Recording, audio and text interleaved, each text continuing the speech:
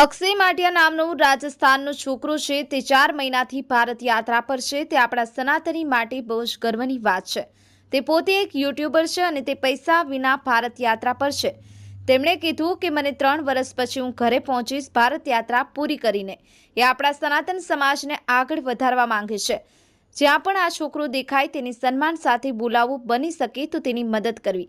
જય શ્રી રામનો નારો લગાડી આજે તે સોમનાથ તરફ જાય છે। देवचंदानी दी मिरर न्यूज जूनागढ़। कहाँ से निकले हो? मैं राजस्थान से निकला हूँ भाई।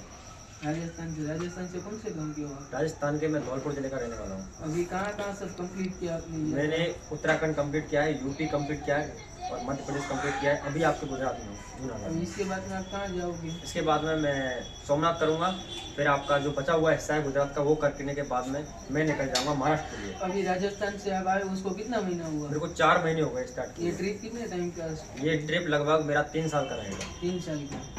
3 साल में आपने क्या क्या इसमें अनुभव लिया है आपने? 3 सालों में मैंने ये अनुभव लिया कि पहली बात तो यह मेरा यात्रा कर रहा हूँ। मैं यात्रा करके मैं बहुत चीज़ें ये देख रहा हूँ कि कुछ लोग मुझे ऐसे मिलते हैं उनके पास बहुत पैसा है, कुछ ऐसे लोग मिलते हैं उनके पास पैसा बहुत कम है, लेकिन वाकई में वो लोग बहुत खुश हैं।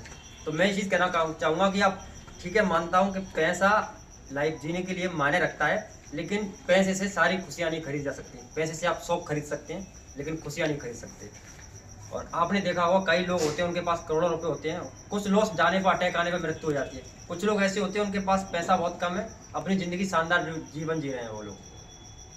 और जूनागढ़ में आपको कैसा सब अच्छा लगा? जूनागढ़ मेरे को बहुत अच्छा लगा। जूनागढ़ में मैं गिरनार की मैंने जो चढ़ाई की ना वो वास्तव में मेरे को बहुत अच्छी लगी। और मैं जूनागढ़ में अम्बा माता का मंदिर है ऊपर, वहाँ पे एक दिन कैंपिंग भी किया रात को। मैं रात को वहीं रुका था ऊपर। अम्बा माता के मंदिर पे आपको कैसा मजा आया? अम्बा माता का मंदिर बहुत अच्छा लगा सच में।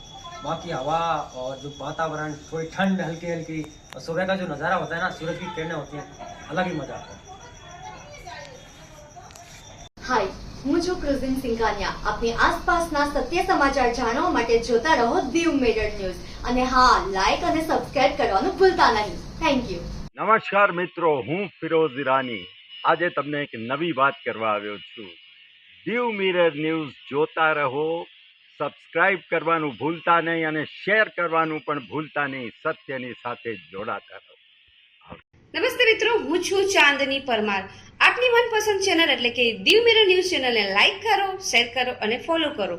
અને હા, તેમાં દરરોજ તાજા સમાચાર જોવાનું ભૂલશો નહીં। દીવ મિરર ન્યૂઝ દરરોજ લાઈવ અપડેટ ગુજરાત રાજ્ય દેશ દુનિયાના તમામ બ્રેકિંગ સમાચારો નિહાળો દીવ મિરર ન્યૂઝ ચેનલ પર।